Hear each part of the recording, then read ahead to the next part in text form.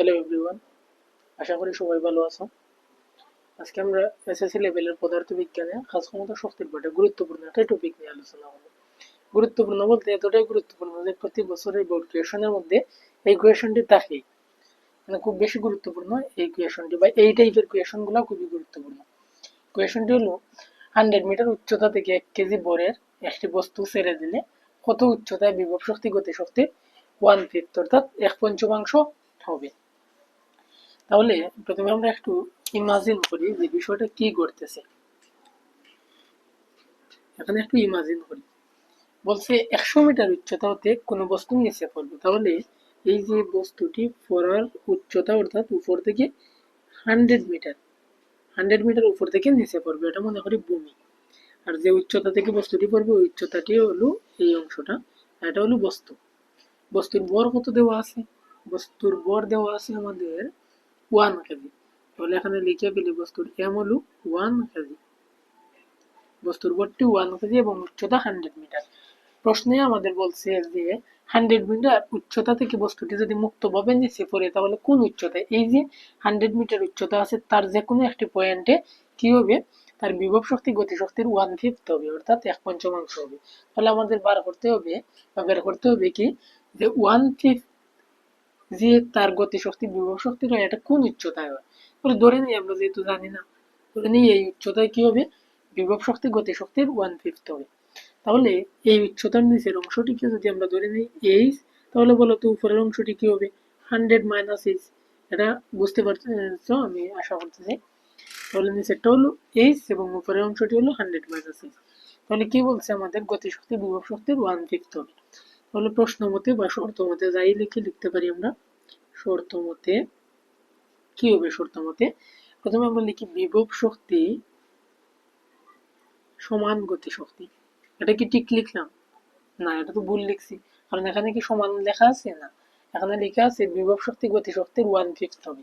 তাহলে একদম সিম্পলি যদি আমরা মেটটা করতে হয় তাহলে সবচেয়ে সহজভাবে করার জন্য মনে রাখতে হবে যে 1/5, 1/4, 1/3 অর্থাৎ 1/3, হাফ, দ্বিগুণ, 3 গুণ, 4 গুণ যাই থাকুক, দেখবা যে এটা বিভব শক্তি নাকি গতি শক্তি কার সাথে লাগানো আছে, এই অংশটুকু যার সাথে লাগানো আছে আমরা তার সাথে এটাকে গুণ করবো। কার সাথে লাগানো আছে? গতি শক্তির সাথে। তাহলে আমরা এই 1/5 গতি শক্তির সাথেই গুণ করে দিব। তাহলে এখানে সিম্পলি হয়ে যাবে ম্যাথটা। তাহলে বিভব শক্তির সূত্র কি? আমরা জানি বিভব শক্তির সূত্র হলো mgh। গতি শক্তির সূত্র কি জানি আমরা? 1/5টা যদি এইদিকে নিয়ে আসি তাহলে দেখো তো কি হবে? 1/5টা এইদিকে নিয়ে আসলে 5 হয়ে যাবে। আর গতি শক্তির সূত্রটা কি জানি আমরা? গতি শক্তির সূত্র হলো half M B square, 5 mgh। এখানে আরেকটা কাজ করতে পারতাম আমরা, উভয় দিক থেকে কেটে দিলাম, তাহলে এখানে তো আর এম থাকলো না।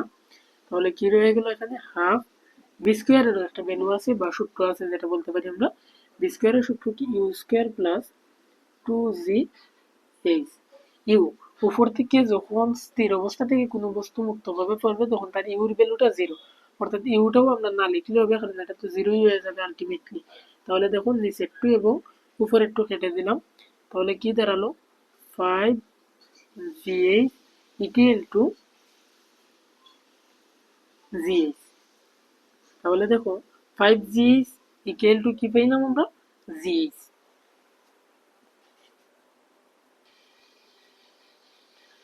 এতটুকু পর্যন্ত লিখলাম। এখন কথাটি হলো এখানে এই যে এইচটা আছে, এই এইচটা হলো বিভব শক্তির এইচ, অর্থাৎ বস্তুটা যে অবস্থানে আসছে ওই অবস্থানতে নিচ বরাবর অর্থাৎ ভূমি পর্যন্ত কতটুকু উচ্চতা আছে এটা বিভব শক্তির ক্ষেত্রে এইচ।